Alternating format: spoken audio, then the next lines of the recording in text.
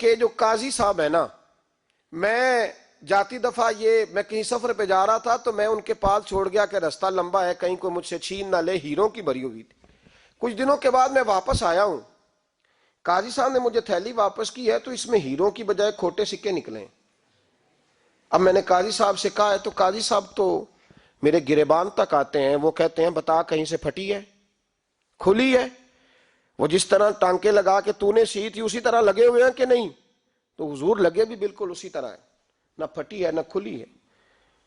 اب میں لٹ گیا ہوں، میری کل عمر کی کمائی ضائع ہو گئی، کھوٹے سکے کہاں اور ہیرے کہاں؟ تو مہربانی کریں، اور آپ کی بارگاہ میں اللہ رسول کے نام پر حلف دیتا ہوں کہ میں ہوں بالکل سچا۔ محمود غزنوی کہنے لگے تو جا، تھیلی چھوڑ جا، اور جب میں تجھے بلاؤں گا پھر دوبارہ آنا۔ وہ شخص چلا گیا۔ محمود غزنوی اٹھے، دربار برخاست کیا، لوگوں سے کہنے لگے چلے جاؤ، میں 3 دن کے لیے سیر کرنے جا رہا ہوں، 3 دن کے بعد لوٹوں گا۔ اکیلے جب رہ گئے نا محمود دربار میں، تو محبوب نے چھری منگائی۔ وہ جس تخت پہ بیٹھتے تھے وہاں گدا بچھا ہوا تھا، یہ گدا پڑا ہے نا، وہ گدا بچھا ہوا تھا، محمود نے چھری کے ساتھ اس کو پھاڑ ڈالا اور چھری جیب میں رکھی نکل گئے۔ کہنے لگے میرے بعد کوئی میرے دربار والے احاطے میں داخل نہ ہو۔ محمود چلے گئے۔ اب وہ صفائی کرنے والا جب آیا نا، اس نے آ کے دیکھا تو گدا تو پھٹا ہوا ہے۔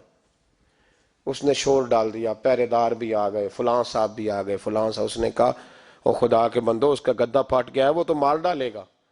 اس نے کہا تھا سوائے صفائی اور نگرانی والے کے دوسرا آئے کوئی نہ، اور یہاں آیا بھی کوئی نہیں، پہلے دن ہی پھٹا ہوا ہے تو لٹکا دے گا سب کو، کیا کریں؟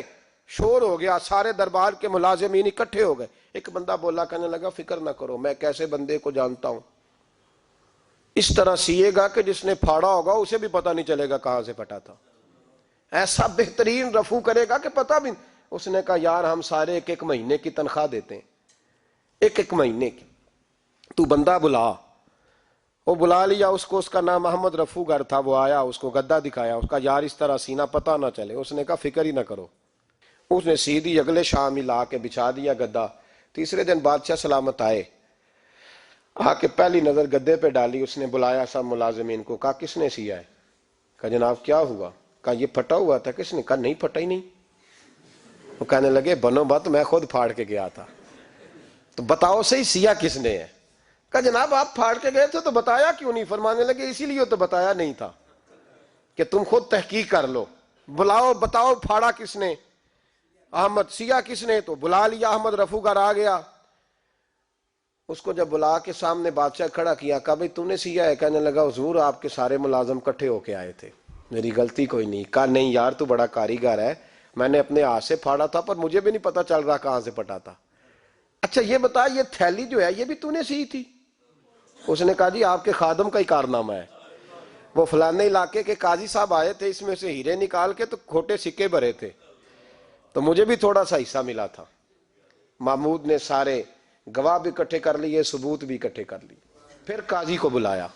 محمود غزنوی نے کہا قاضی صاحب آپ سے غلطی ہو گئی، غریب آدمی تھا، وہ لٹ گیا ہے، اس نے تو بڑی مشکل سے کچھ ہیرے جمع کیے تھے اور اس کی کل کائنات تھی، تو آپ اس کا مال اسے دے دیں، بات ختم۔ قاضی صاحب کہنے لگے آپ مجھ پہ الزام لگا رہے ہیں، سوال ہی نہیں پیدا ہوتا، آپ میری داڑھی دیکھیں، آپ میرا اعزاز دیکھیں، دنیا جانتی ہے میں اس کا۔ قاضی صاحب انسان بھول ہی جاتا ہے، بندہ بھول جاتا ہے، غلطی ہوگی، مال نے کہا نہیں سب۔ کہا میں تنہائی میں پوچھ رہا ہوں، میں اس وقت پوچھ رہا ہوں جب دوسرا موجود کوئی نہیں، آج توبہ کر لے، میں کچھ نہیں کہوں گا، تو میری زبان پہ اعتبار کر، تجھے پتہ ہے میں جو کہتا ہوں اس پہ عمل بھی کرتا ہوں، باز آ جا۔ پر قاضی نے کہا نہیں میری غلطی کوئی نہیں۔ محمود نے پھر بڑے دربار میں بلا لیا، مجمع عام میں۔ مہلت کے دنوں میں جو توبہ کر لے وہ بچ جاتے ہیں، لیکن لوگ رسوائیوں کے دنوں میں پھر واپس لوٹتے ہیں اگلا گھر دیکھ کے، پھر حالات اور طرح کے ہو چکے ہوتے ہیں۔ جب بڑے دربار میں قاضی کو بلایا، بھائی تو مانتا ہے کہ نہیں؟ اس نے کہا نہیں۔ تو کہا بلاؤ احمد رفو گر کو۔ جب وہ احمد رفو گر آیا تو بوڑھے قاضی کی ٹانگیں کانپنے لگی، جملے ٹوٹنے لگے، لفظ زمین پر گرنے لگے، بات صحیح نہیں ہوتی، زبان لڑکھڑانے لگی۔ محمود کہنے لگے قاضی میں نے تجھے کہا تھا وہاں مان جا بات، اب بڑے دربار میں بول۔ تو جب قاضی صاحب کی گردن خود بخود جھک گئی تو دنیا سمجھ گئی، کہا نکل جا میرے دربار سے۔ محمود بولے نکل جا، اتنی تجھے عزت دی، اتنی بڑی تنخواہ دی، قاضی بنایا، اور یہ چھوٹی سی رقم کے لیے؟ थोड़ी सी रकम के लिए तू बददियानत हो गया, चल चला जा, निकल। काजी दरबार से निकला तो लोग लानतें बरसाने लगे।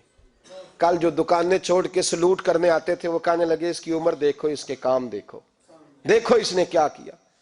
घर गया, बच्चे जिनके लिए पाप कमाया था, जिन्ना ली तू पाप कमाए हुन किथे नहीं हो तेरे घर दे, वो बच्चे कहने लगे अब्बा जी हम तो स्कूल मदरसा जाने के काबिल नहीं रहे। लोग पूछेंगे तो क्या उम्मीद थी कि बीवी साथ देगी।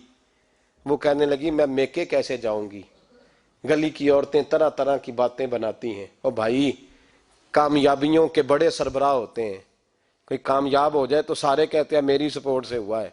नाकामियां हमेशा यतीम होती हैं, नाकामियों का कोई सरबराह नहीं होता। जब तक तो काजी था तो बड़े बात थी, हर बंदा कहता था रिश्तेदार है। रुसवाई हो गई तो वो तेरी आंख हो या संगे मलामत की चुभन, कौन पहुंचा है मेरे दर्द की गहराई तक। दौरे शोहरत में तो यारों ने किया याद बहुत, साथ आया ना कोई कूचे रुसवाई तक। और मियाँ साहब कहने लगे सारी उम्र ही आटा गुद है, मैं लखा कीते नहीं पेड़े, अब वक्त आया ही ते मोहम्मद बख्शा कोई नहीं हूं बैठा नेड़े। हालात ही बदल गए। काजी खामोशी से अंदर चला गया, अपनी रुसवाई समेट के बिस्तर पे लेटा। ना रोटी की भूख लगी, ना पानी की प्यास लगी, ना नींद आई, सारी रात तड़पता रहा। सवेरे घर वालों ने दरवाजा खोला तो रूह परवास कर गई थी, दुनिया छोड़ गया। हजरत अबू नूर अलैहि रहमा बोले, फरमाने लगे याद रखो कभी बददियानती ना करना, कभी। ये तो महमूद गजनवी की अदालत थी, कयामत में रब करीम की अदालत लगेगी। और फरमाया वहां तो गवाही देने वाला अहमद रफू गर था, कयामत में तो तुम्हारे अपने हाथ पैर गवाहियां देंगे।